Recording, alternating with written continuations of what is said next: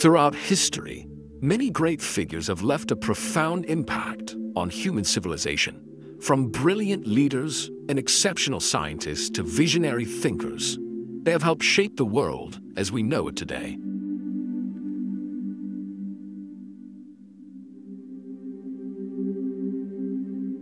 The man known to history as King Edward the Elder was born in the early or mid-870s. Unfortunately, like so many other rulers of the early Middle Ages, we have only fragmentary details of his life, and even the year of his birth is not entirely clear, let alone the month or day on which it occurred. Given what we know about his subsequent life, and the fact that he was entering maturity by the early 890s, it is almost certain that he was born sometime between 870 and 875. Edward is known in the historiography today as Edward the Elder, rather than King Edward I, because the numeration of English kings resets after the Norman conquest of the 11th century. Historians centuries ago consequently gave monarchs for the centuries prior to 1066 names like Edward the Elder instead. Thus, there is the somewhat confusing situation where Edward the Elder was the first king of England called Edward, and yet King Edward I is the title given to the first post-Norman conquest monarch of England who ruled between 1272 and 1307. He acquired the name the Elder to distinguish him from his great-grandson, Edward the Martyr, who ruled England briefly between 975 and 978. Edward the Elder's father was King Alfred of the West Saxons, ruler of the Kingdom of Wessex. He had ascended to the throne of Wessex in 871 as a young man himself in his early 20s. Three of Alfred's older brothers had each ruled Wessex before him, and he had not been expected to become king. Yet when he did, he flourished in the role, and for reasons which will become clear, he is remembered as Alfred the Great today. Edward's mother was Queen Ulswith, a daughter of Athaldred Mukel, a prominent lord of the Kingdom of Mercia that controlled the English Midlands and the northwest of the country. After marrying Alfred in 868, she gave birth first to a daughter named Athelflaed, but Edward was her and Alfred's eldest son. Another boy, Athelward, and two other sisters, Ethelgifu and Ethelfrith, would follow. Given that he had only one brother, and that Athelward was younger than him, Edward's claim to succeed his father one day was strong, though royal succession did not, at this time, necessarily always follow the principle of primogeniture, where the eldest son of the previous monarch always succeeded. Alfred himself had risen to the throne ahead of his nephews, Athelwold and Athelhelm, the sons of Alfred's brother Ethelred, who had ruled Wessex before him. Alfred's claim to the throne had been deemed better, as Ethelwold and Ethelhelm were infants in 871 and unable to rule, though, as we will soon see, their claim to the throne would trouble Edward in time to come. Edward was born during a period of considerable flux in the history of early medieval Britain. Back in late antiquity, between the 2nd and 4th centuries AD, the Romans had ruled over much of the island, with the reign covering modern England and Wales. They pulled their legions out of the island in a strategic withdrawal in 410 AD. Thereafter, a range of Germanic people invaded the island from the continent, the primary ones being the Angles and Saxons. With this, a period of British history known as Sub-Roman Britain began and continued through the 5th and 6th centuries. During this, the central authority of the Romans was replaced by the emergence of numerous smaller kingdoms, ruled over by the Anglo-Saxons and pre-Roman Britons. These included the Kingdom of Mercia, which controlled much of central and western England, the kingdoms of Deira and Bernicia in northern England, and the Kingdom of Wessex, or of the West Saxons, in the south of the country.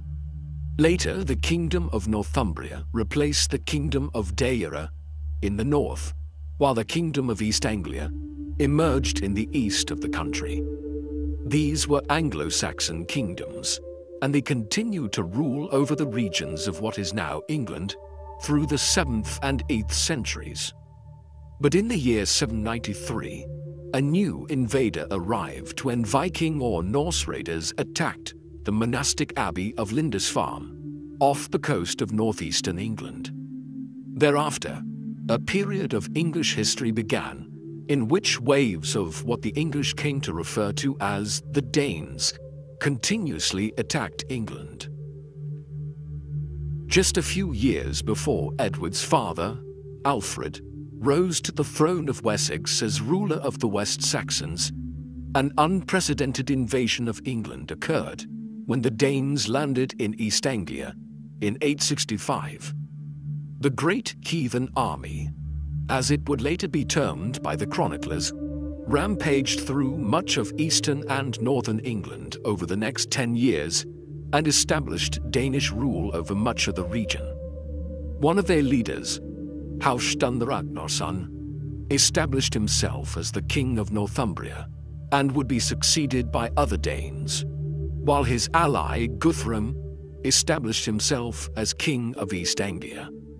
This was a period of great danger for the Anglo-Saxons, who were now in danger of being entirely superseded by the Danes as the dominant power in England.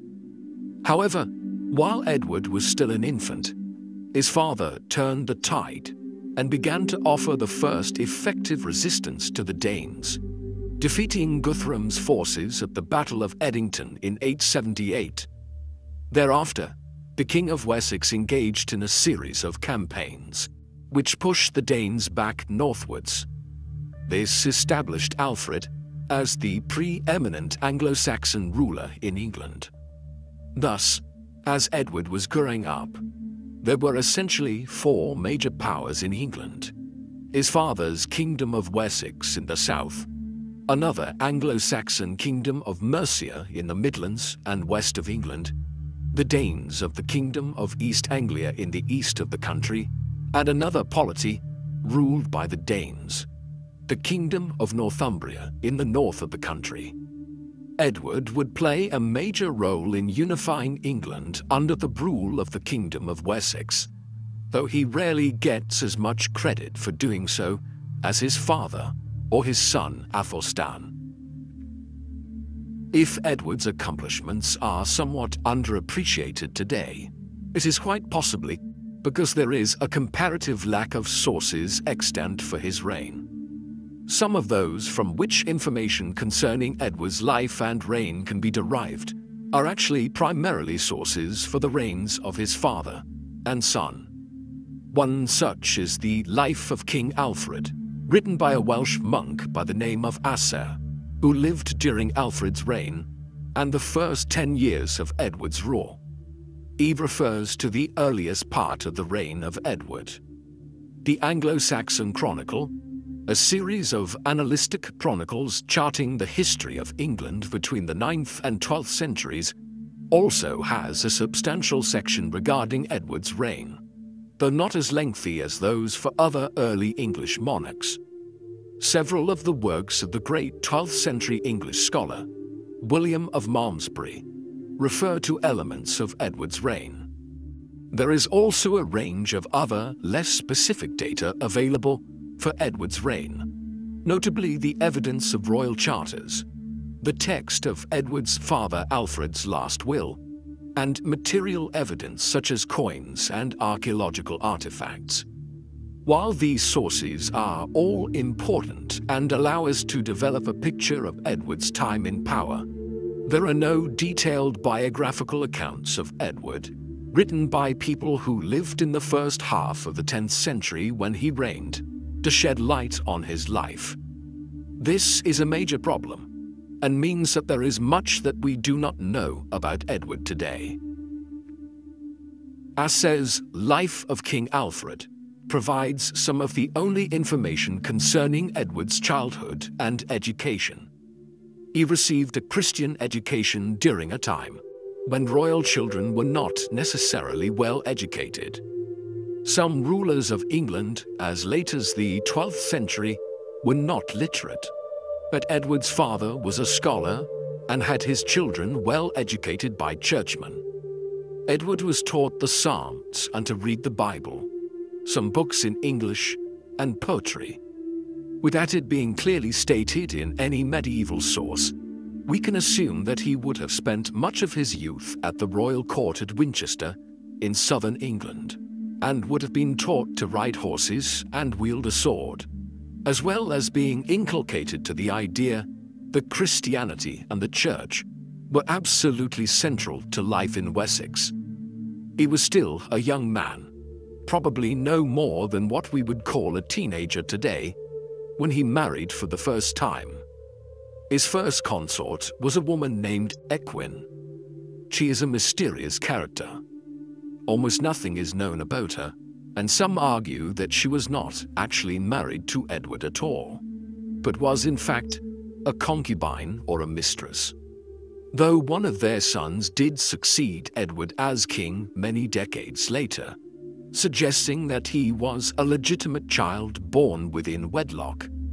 That child was a son named Athelstan. He is understood to have been born in 893 or 894. Thus, Edward and Equin's relationship had begun by 893. Their union produced a second child, a daughter named Edith. Thereafter, Equin disappeared. She was out of the picture by 900, when Edward would marry again. It is unclear what her eventual fate was. Edward was already playing a part in the government of Wessex during the 890s when he was still perhaps as young as 17 or 18. A fragment of a Latin chronicle from the era, written by an annalist by the name of Athelward, states that Edward led a military campaign against a group of Danes at Farnham in southern England, midway between Winchester and London, in 893. However, there are other sources which suggest that Alfred was in command of the forces of Wessex at the Battle of Farnham. Perhaps both father and son were there, or it was also possible that the various chroniclers were trying to simply present a more pro-Alfred or pro-Edward picture by giving one or the other credit for the victory. A year earlier, in 892, Edward was mentioned for the first time in a royal charter, a legal document issued by the Crown in Wessex. In this Latin document, he was named as Filius Regis, meaning King's Son. More informally, he bore the Anglo-Saxon title of Atheling, which essentially means prince.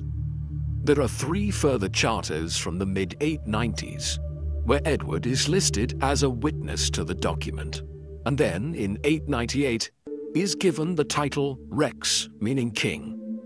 It was not unusual in ancient or medieval times for rulers to appoint their heirs as co-king or co-emperor as their reign went on, to train them into the role. This was clearly what was happening as Edward headed into his 20s. The titles which were applied varied depending on the nature of the charters. Sometimes the rulers of Wessex were referred to as King of the Saxons or King of the Anglo-Saxons, depending on the purpose of the charters in question. These titles are important as they indicate the degree to which Alfred, and Edward as his son and heir, was claiming dominion over just the West Saxons of Wessex or all of the Anglo-Saxons of England. Edward's father died on the 26th of October, 899. The cause of his death is not known. This is not uncommon for a medieval ruler, as individuals who died often did so from an illness that contemporaries could not understand or explain. He had suffered from poor health throughout much of his adult life and was only around 50 years of age at the time, suggesting that he had some long-term illness. Unusually, a copy of Alfred's last will and testament has survived. It's along with the only other will to have survived for an Anglo-Saxon king, King Adred, a son of Edward's who ruled from 946 to 955, is held by the British Library as Additional Manuscript 82,931, or titled as the Liber de Hyde, the Book of Hyde, a name derived from it having been found in Hyde Abbey at Winchester. This ornate manuscript contains a text in which Alfred lays out the history of the royal succession in Wessex before stating that, having consulted with his council of advisers, he had determined that Edward should succeed him as ruler of Wessex, though the language focuses on the transfer of land to Edward, almost as though he was a landlord rather than a monarch.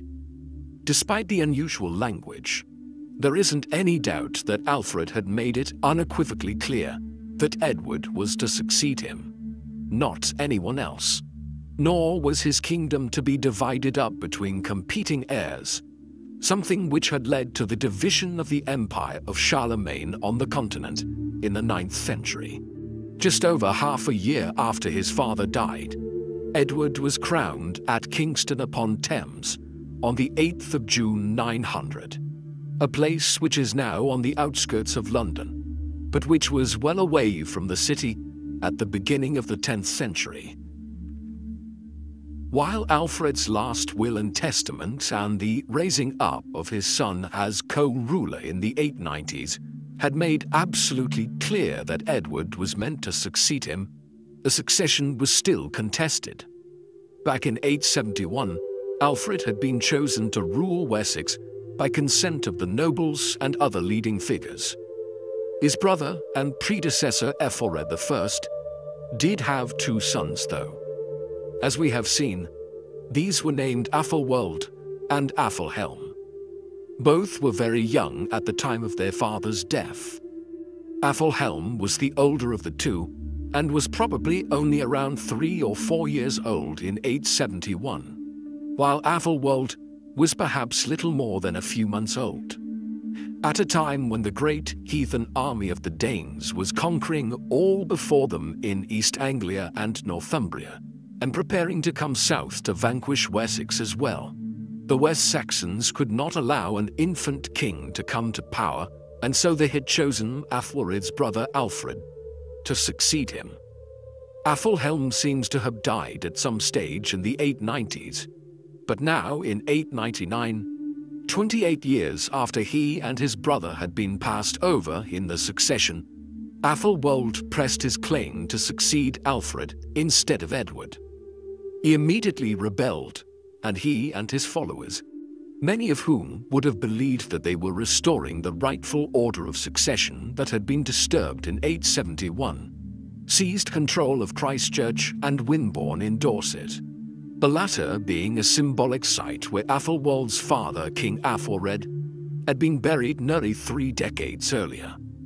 Here was a threat to Edward's claim to power immediately after his father's passing. It remained to be seen how he would respond to this initial adversity. It is evident from his next moves that Athelwold did not obtain a large base of support for his claim to the crown, and that Edward was the stronger contender from the outset. Instead of trying to bolster his base of support around Dorset and the southwest, he quickly abandoned Wimborne and fled northwards. When next we see him, he was in Northumbria in the north of England, where he had carved out a local power base amongst the Danes. There are even some coins that have been found from the very beginning of the 10th century, which bear the name Alvados, a Norse rendering of Athelwold. He spent several months here building up an alliance against Edward and the West Saxons. Then, in the autumn of 901, he sailed southwards along the east coast of England, landing in East Anglia. There he convinced some of the local Danes and their king at the time, Eric, to break the peace accord which had held between the Dane law of East Anglia, a name for the region of Danish control here, and the kingdom of Wessex, with further allies from Northumbria and even the Anglo-Saxon kingdom of Mercia, which hoped to benefit from removing Edward and installing Athelwold in his place. The contender marched into Wessex and raided Braden. Edward responded by launching an attack into East Anglia, hoping to draw the Danes back to their territory. The combined forces of Athelwold, the Mercians, and Danes did not disappoint and headed east to fend off the Wessex army. The two forces clashed at the Battle of Home on the 13th of December 902. The location of the battle is unknown today, though Huntingdonshire, now part of Cambridgeshire, is the most likely general area. It was a complete victory for Edward. Athelwold fell in the fighting, as did Eric, and a Mercian prince called Brithsiga. The challenge to Edward had been completely crushed, and he was now firmly secure in his rule of Wessex. By the time the Battle of Home occurred, Edward had already taken a second wife or consort. As we saw earlier, his first wife, Ecgwin, was a mysterious character, one who some historians have speculated may not even have been his wife, but was instead a royal mistress of sorts. The uncertainty surrounding her legal status was matched by the circumstances of her disappearance. She simply vanishes from the historical records around the time Edward became King of Wessex, and not long after, he married a woman named Alfled, the daughter of a West Saxon ealdorman, a senior noble. She must have been married to Edward by 901, from which year there is a royal charter extant today in which he is referred to as Conjux Regis, a term which means king's wife. She and Edward would be married for approximately 20 years and had 8 children that we know of together. These were 2 sons, Elfward and Edwin, and 6 daughters, Athelhild, Edgifu, Edhild, Edflad, Edgith, and Edgiva. All of this can, unfortunately, become quite confusing. The Anglo-Saxons named their children alliteratively, so that their names would all sound quite similar, a practice which certainly doesn't make it easy to distinguish between Edward's 14 children that we know of, especially when we consider that he had 2 different daughters from different marriages called Edgifu, while others had names that were only slightly different from one another. Notably, in the case of his second marriage, the 2 daughters named Athelhild and Edhild.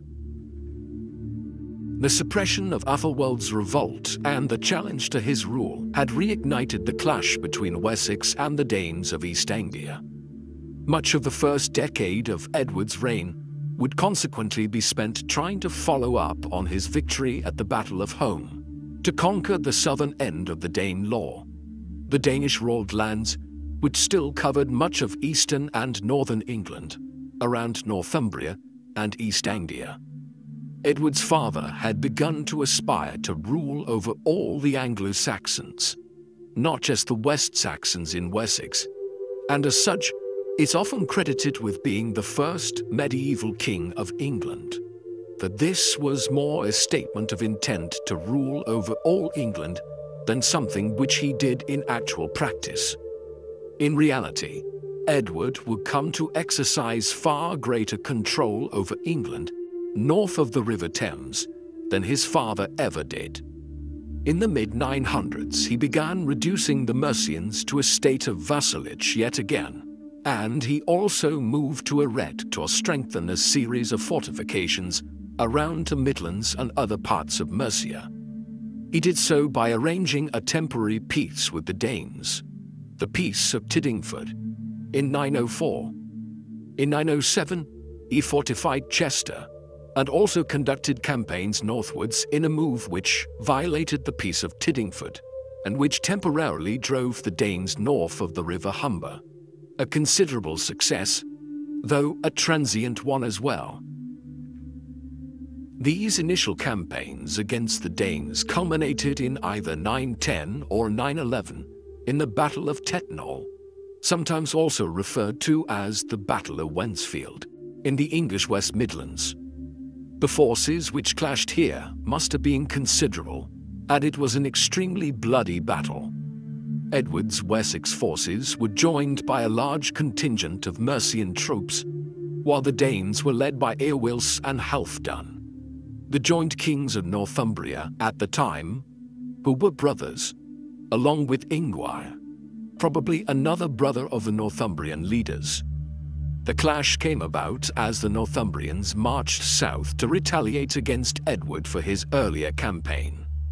They also hoped to catch Edward by surprise, having learned that the ruler of Wessex was in Kent, preparing a fleet. They had raided as far south as modern-day Bristol before the horde of Wessex and Mercia caught up with them near Tettenhall. In the ensuing battle, the Danes were clearly routed. Eowils, Halfdan, and Ingwar were all killed in the fighting. It is not clear if Edward was involved personally at Tettenhall, though the mention of him being at Kent preparing a fleet in the Chronicle suggests he was not. In any event, the victory here broke the resistance of the Danes and facilitated a more complete reduction of them in the years that followed. Over the next decade after the Battle of Tettenhall, Edward took measures to solidify his control over more of the country. All too often during the Middle Ages, military campaigns simply involved raiding into enemy territory, fighting a set-piece battle, and then departing once the lords there had made some small act of submission. No sooner was the enemy army departed than the local lords began exercising their independence once again. Edward was determined to prevent this. Thus, in the course of the 910s, he intensified his campaign to build a series of fortifications across the English Midlands to ensure that the Danes could not easily campaign southwards in future. These were erected at Hertford and Witham, securing London and the West Midlands against incursions from Northumbria and East Anglia, while further west he erected camps and defences at Edisbury and Warwick. By late 914, he was able to harry the Northumbrians easily, and one of the Danish lords that had risen to power there after the decimation of their leadership at the Battle of Tettenhall, Thurketel, surrendered to him. A sign of the success Edward was meeting with in imposing Wessex control over the north and east was that Thurketel left England altogether with his Danish followers not long after this, evidently concluding that Francia on the continent was a better place to try and carve out his own principality. England was not the soft target it had been half a century earlier when the great heathen army rampaged through much of the country. The final push to reduce Northumbria came in 917 and 918. By the spring of 917, Edward was concentrating his efforts on Towcester and Northampton, two towns that are not far to the east of the modern-day city of Birmingham and are very much towards the very centre of England. This commanded the main routeways between Wessex, Mercia, East Anglia, and Northumbria, and the Danes feared his build-up of force here. They raided south to try and remove the Wessex forces from Towcester, but were repelled. The benefits of the extensive series of fortifications which Edward had built across the English Midlands over the past decade became apparent at this point. Having repelled the Danes, Edward's forces went on to capture Derby in the summer of 917. That autumn, a separate force off to the east seized Colchester, one of the last remaining strongholds of the Danes in East Anglia. By the end of the year, With their leadership fragmented and having lost many of their rulers over the past decade, large groups of Danes in both Northumbria and East Anglia began submitting to Edward. All that remained were the 5 boroughs of the Danelaw in the north: Derby, Leicester, Stamford, Nottingham, and Lincoln. One of these, Derby, as we have seen, had already capitulated in the summer of 917. Now, in the first months of 918, Edward set about seizing the others. Leicester surrendered peacefully, as did Stamford, once Edward marched into the region with his forces. Nottingham was secured through a military incursion. Finally, in 918, Lincoln also seems to have capitulated. We don't know the details of what occurred here, but the Anglo-Saxon Chronicle, in an entry under 918, states of Edward that, quote, all the people who had settled in Mercia, both Danish and English, submitted to him, a statement which clearly suggests Lincoln had surrendered too. For the first time in his reign, nearly 20 years into it, Edward had secured the full homage of Mercia, East Anglia, and Northumbria. Edward's reign was not exclusively about military campaigns. He followed in his father's footsteps in being a committed son of the Roman Catholic Church. He allowed Plegmont, the Archbishop of Canterbury, who had been appointed by Alfred back in 890, to continue the work of reform and rejuvenation that he had been undertaking for many years. The Danes, who were pagans, having brought the English Church to a low ebb through their attacks on monasteries and churches over the past century. It was Plegmont who had carried out the coronation of Edward in 900 and crowned the monarch. He continued in the years that followed to reorganize the diocese of the English Church and appointed well-qualified churchmen to the most senior bishoprics. In 908, Edward sanctioned him to travel to Rome to become the first Archbishop of Canterbury to visit the Eternal City in a century, meeting there with Pope Sergius III and conversing on many matters relating to the English Church.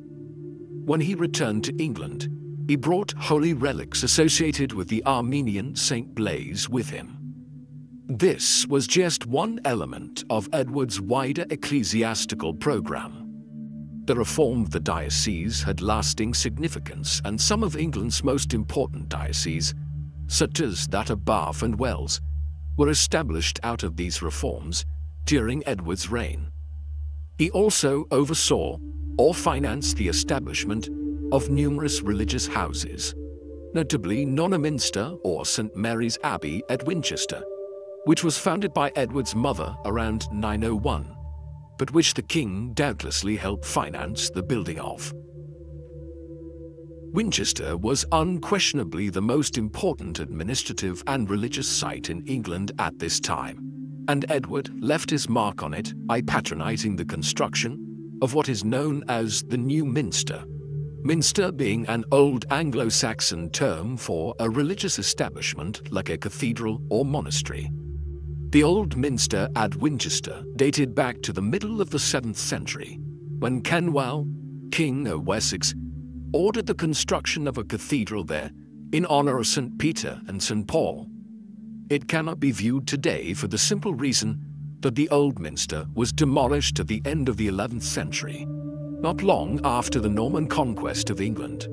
However, for a time, it was clearly the heart of Anglo-Saxon religious worship in the south of England, and a great many kings of Wessex and England were crowned, married, and laid to rest here. Early in his reign, in 901, Edward sponsored the establishment of a Benedictine abbey, which became known as the New Minster. The abbey was right next to the Old Minster, allegedly so close to it that the monks could be heard chanting inside the abbey by visitors to the cathedral. It also became the repository of a number of important objects of religious veneration, notably the bones of the Breton saint Saint Judoc, and later the alleged heart of Saint Valentine. Once it was finished, Edward ordered the removal of his father's remains, which had been interred in the Old Minster, to the New Minster, in recognition that the idea for an abbey next to the cathedral had been Alfred's idea, though one realized by his son. The new Minster and the reorganization of the English diocese were major accomplishments in the religious sphere which Edward was clearly broadly responsible for.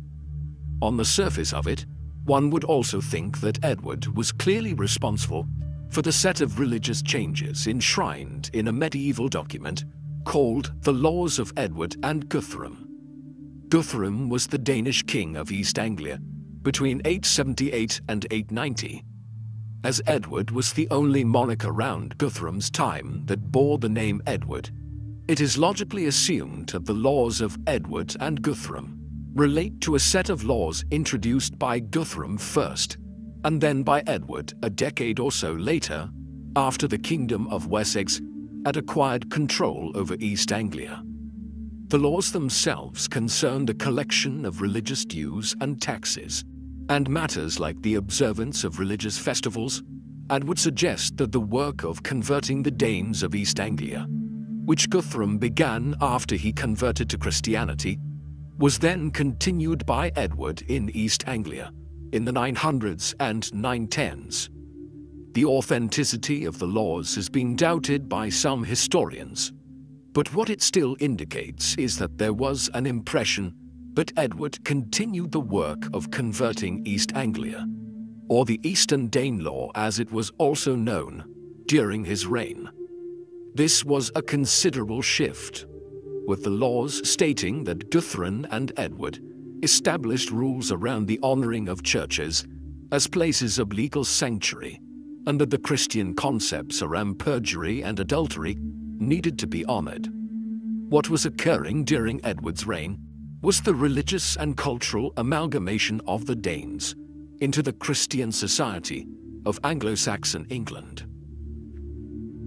While culture was intrinsically connected with religion and Christianity in the early Middle Ages in Western Europe, there were a limited number of other cultural developments in Edward's realms between 899 and 924 that the king furthered in some tangible ways.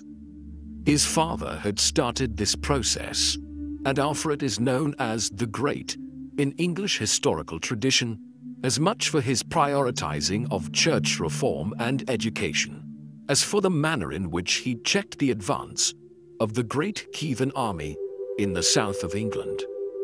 Edward continued his father's work in this regard. For instance, there is evidence that Latin religious and scholarly texts were being copied out extensively by monks into Anglo-Saxon English in various monasteries and religious houses in southern England during the first quarter of the 10th century.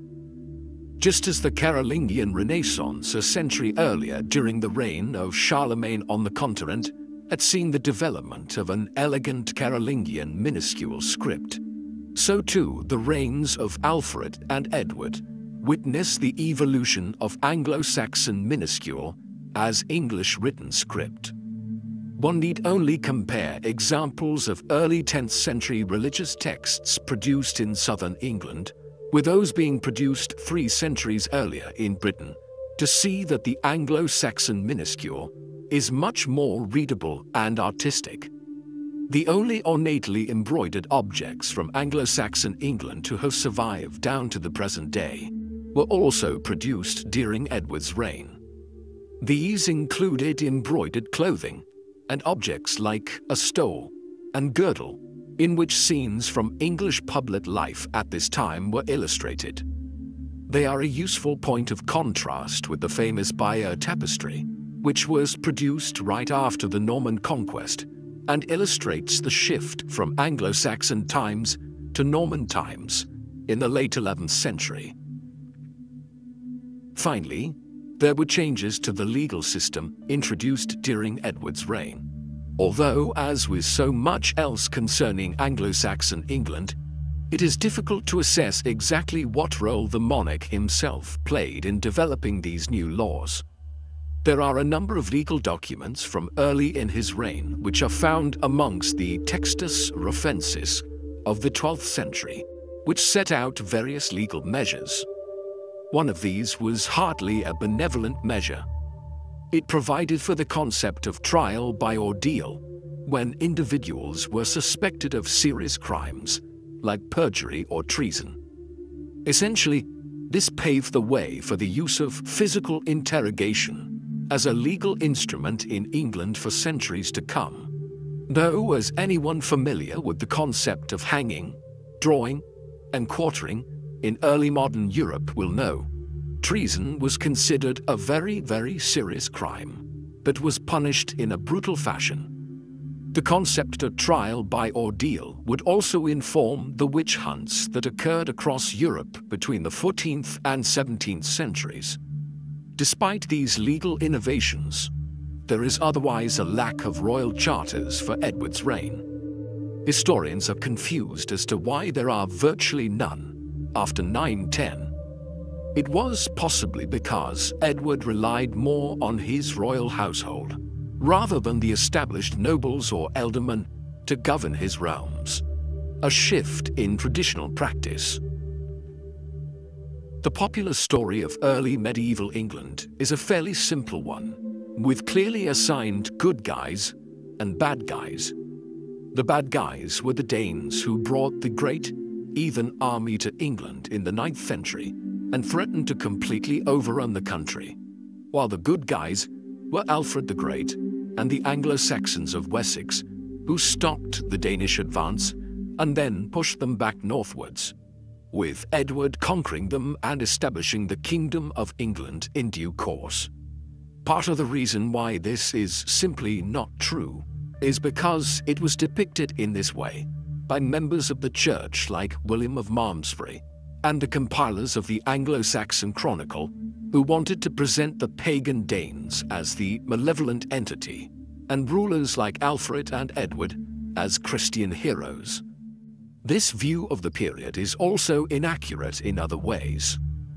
Specifically, it ignores how fragile the new dispensation was in the 10th century. Edward had turned Wessex into the dominant power in England, but his kingdom remained vulnerable to raids from Norse invaders. In 914, a raiding party of Norsemen from Brittany in northwestern France, led by two warlords named Othere and Hroald, landed in the River Severn estuary and began pillaging the surrounding region in southern Wales. They then established a temporary base on the island of Steepholm in the Bristol Channel and carried out random raids on the mainland into the autumn before moving on to Ireland. This was the precarious nature of life around the North Sea and North Atlantic during the age of the Norse migrations. Edward was a powerful ruler, but his realm was always exposed to sudden attacks from Ireland, northern France, and Scandinavia. It was not always a homogeneous domain that Edward the Elder ruled over either. Take the example of Mercia. The Kingdom of Mercia had been the greatest power in England back in the 8th century, so much so that this era in English history is called the Mercian supremacy. It had been fatally weakened by the incursions of the Danes in the 9th century, and in 883, the ealdorman Aethelred of Mercia had made a formal submission to Edward's father Alfred. This effectively made Mercia a vassal state of Wessex, though as Mercian support for Aethelwald between 900 and 902 had made clear, the Mercians could often act against the interest of the established ruler of Wessex when it served their own ends. Over the decade that followed, Edward re-established his control over Mercia, and Mercian contingents fought in his armies against the Danes on numerous occasions. There were simmering tensions, though.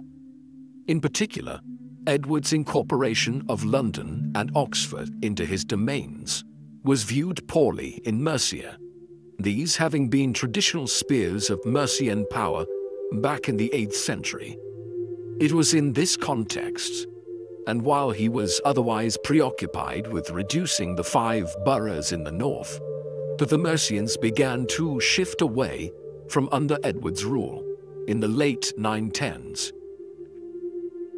The evidence for any Mercian revolt is admittedly quite tenuous, but there is some there all the same. Back in 911, Aethelred of Mercia had died, and the rule of Mercia then switched to his wife Aethelflaed, a daughter of Alfred the Great, who was also Edward's sister. She ruled Mercia on his behalf for several years to come, but when she in turn died in 918, and the throne passed to her daughter Elfwin, Edward's niece seems to have decided to try and exercise a greater degree of independence. This would explain why Edward seemingly had her deposed a few months later, and would also explain why the Anglo-Saxon Chronicle states that all the people who had settled in Mercia, both Danish and English, submitted to Edward late in 918. If the Mercians had not revolted, then why would they have needed to submit to Edward again at this time? Therefore, it seems fairly clear that Elfwin tried to free Mercia from under the rule of her uncle when she became Lady of the Mercians. This revolt failed. She was deposed, and it brought to an end the semi-independence of Mercia.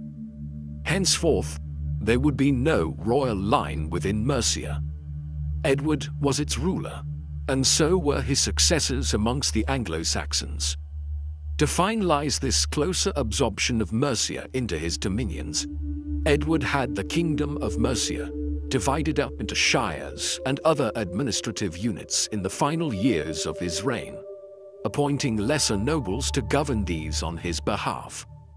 The Mercians would resist these developments in the final years of his reign and in those of his sons and successors. But there is no doubt that Edward amalgamated Mercia more closely into his kingdom from 918 onwards. The late 910s saw a new development in Edward's family life which had considerable implications for England's politics over the 10th and 11th centuries.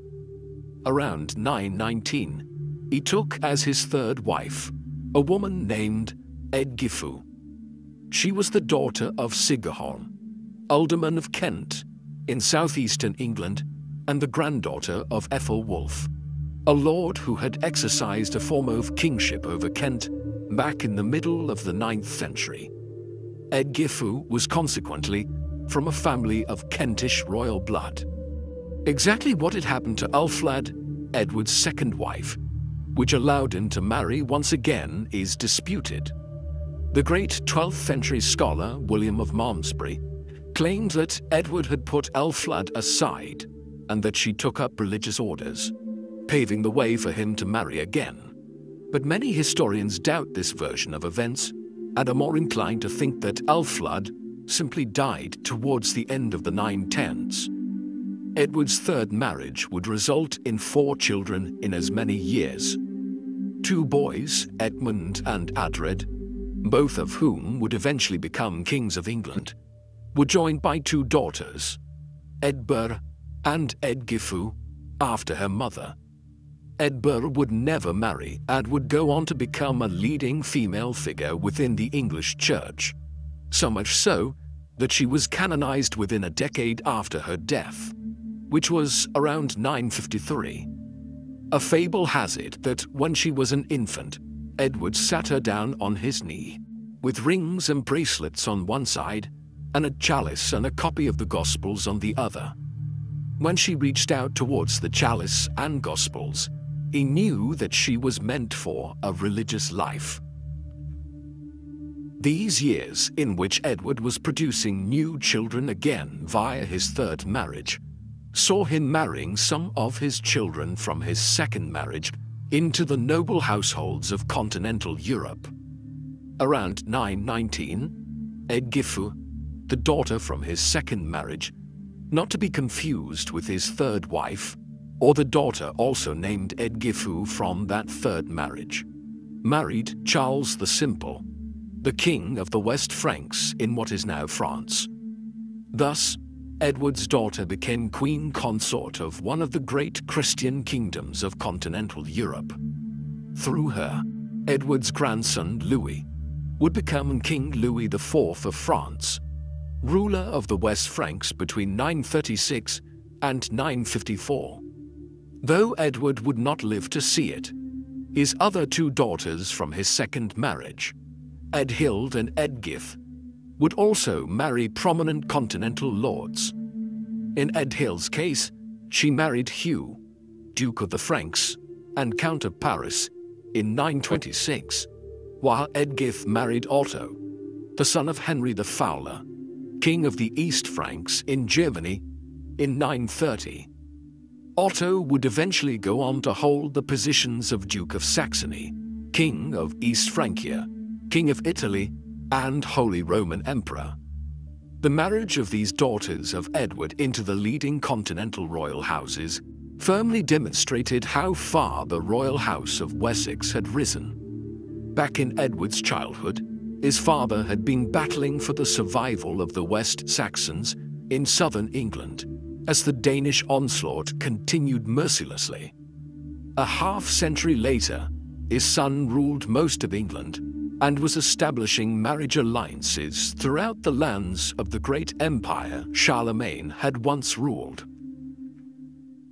The early 920s witnessed one of the most remarkable episodes in Edward's reign, though it is an occurrence which has generated considerable debate as to what it signified.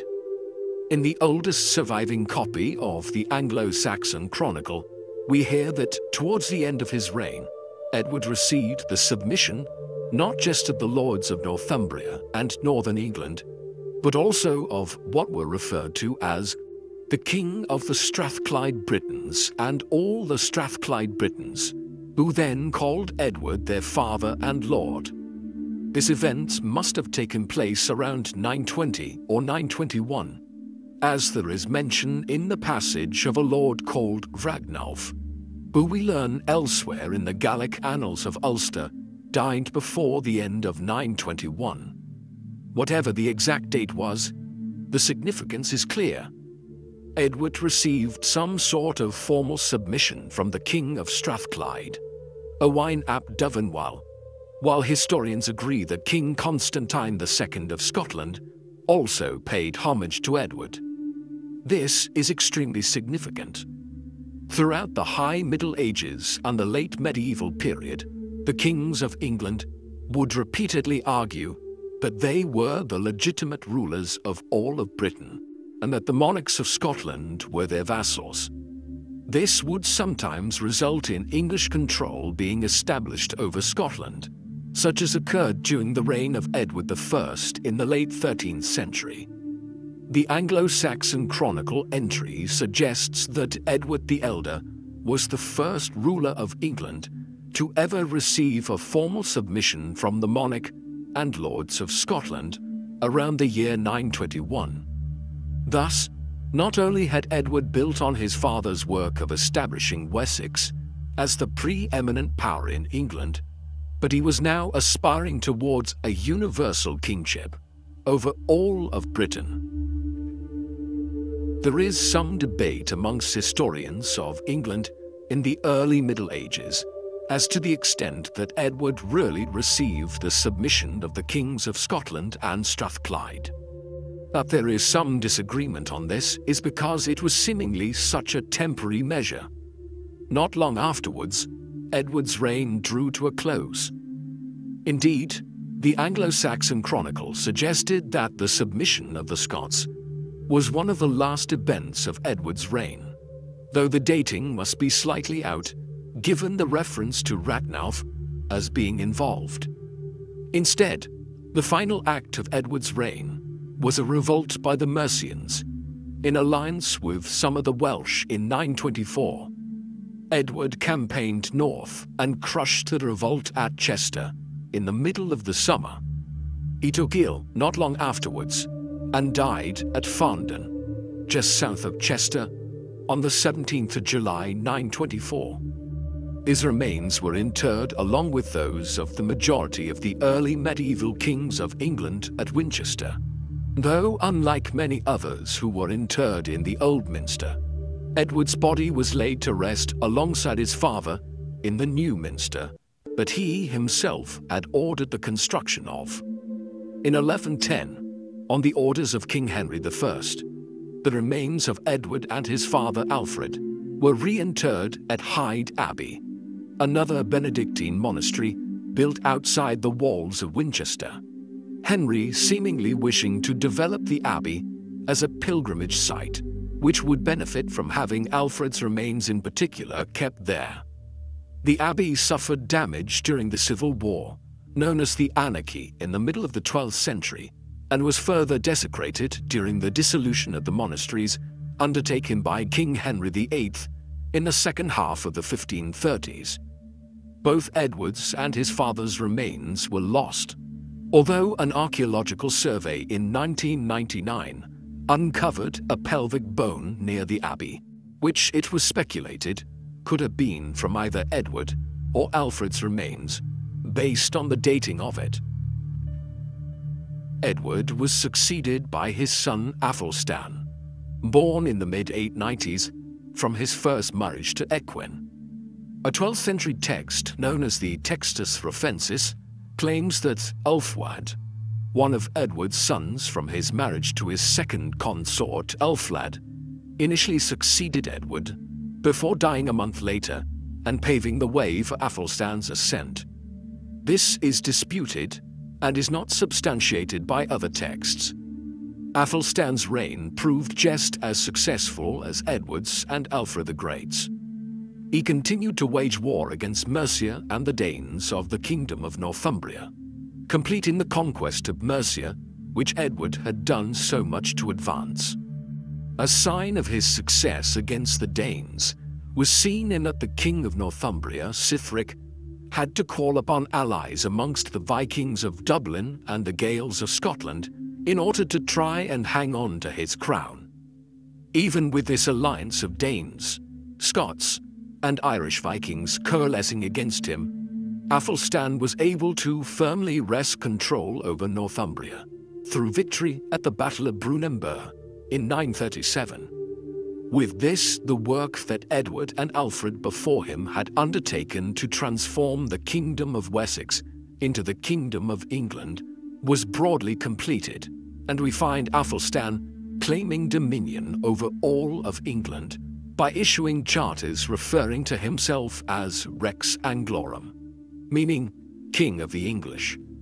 Athelstan achieved this, but it is impossible to imagine it having occurred had it not been for the work which Edward undertook over the quarter of a century of his reign. Moreover, Athelstan was the first English ruler to issue documents in which he aspired to be Rex Totius Britanniae, a Latin term meaning King of all Britain. Again, the seeds of this were seemingly sown in the manner in which Edward accepted the surrender of some of the Scottish lords towards the end of his reign. After the reign of his son and heir, the power of the centralized English kingship that had first emerged out of Wessex during the reigns of Alfred and Edward continued to go from strength to strength. It also continued to feature Edward's sons. Athelstan did not marry, and did not have any legitimate children to succeed him. Consequently, when he died in 939, he was succeeded by Edmund, a son from Edward's marriage to Edgifu. After a short reign of 7 years, he was in turn succeeded by his brother, Edred, who then ruled down to 955. Thus, after his passing in 924, Edward was succeeded by 3 of his sons in a row. 2 of his grandsons via Edmund, Edwig and Edgar, would follow that down to 975. This was a period in which the gains made during the reigns of Alfred, Edward and Athelstan were consolidated. That being said, it was not an era in which the Anglo-Saxons unequivocally defeated the Danes. Indeed, In the early 11th century, the Danes would seize control of England, and Knut the Great, a Danish king, ruled over a North Sea empire that included England, Denmark, and Norway. His reign in England was nearly 2 decades long between 1016 and 1035, and the Danes continued to play a major role in English politics down to the Norman conquest of 1066. Thus, what Alfred, Edward, and Athelstan achieved wasn't so much the defeat of the Danes and the creation of a monolithically Anglo-Saxon England after more than a century of invasions, but rather a centralized English kingship, one which could be claimed by both the Anglo-Saxons and the Danes, who were, in any event, becoming less distinguishable from one another as the two groups intermarried and mixed culturally. England would become one of the most centralized and strong kingdoms in Europe during the High Middle Ages, and that, rather than the victory of the Anglo-Saxons, was the real success of Alfred, Edward, and Athelstan. King Edward the Elder is one of England's most unfairly overlooked monarchs today. He has constantly lived in the shadow of his father and his son. Alfred earned the sobriquet the Great on account of his achievements in stopping the Danes from conquering all of the Anglo-Saxon kingdoms in the second half of the 9th century, while Athelstan was the ruler of Wessex, who first made unequivocal claims to an English kingship. But in many ways, it was Edward who did the most consequential work in uniting England under a single Anglo-Saxon ruler. He emerged from a power struggle with his cousin Athelwold immediately following the death of his father to become Alfred's successor as ruler of Wessex. Then he engaged in a series of military campaigns in the 900s and 910s, which broadly completed the conquest of Mercia, while also launching a series of campaigns against the Danes further to the north. Towards the end of his reign, Edward was in a strong enough position that he was the first ruler to aspire to an English kingship who seemingly received a submission from the Scots. Thus, while the dearth of documentary evidence and other source material makes it difficult to reconstruct the events of Edward's reign in substantial detail, it appears that he did a lot of the heavy lifting in transforming the Kingdom of Wessex into the Kingdom of England. Alfred checked the Danish advance in the south, and Athelstan completed the unification of England under one ruler. But it was the man in between, Edward the Elder, who seemingly conquered more of the country than the other two. As such, he has probably been unfairly marginalized in the story of the emergence of the English kingdom at the end of the first millennium. What do you think of King Edward the Elder? Was he a relatively minor king during this period, one who was overshadowed by the more successful reigns of his father, Alfred the Great, and his son, Athelstan? Or should he be viewed as being just as successful a monarch as his predecessor and successor,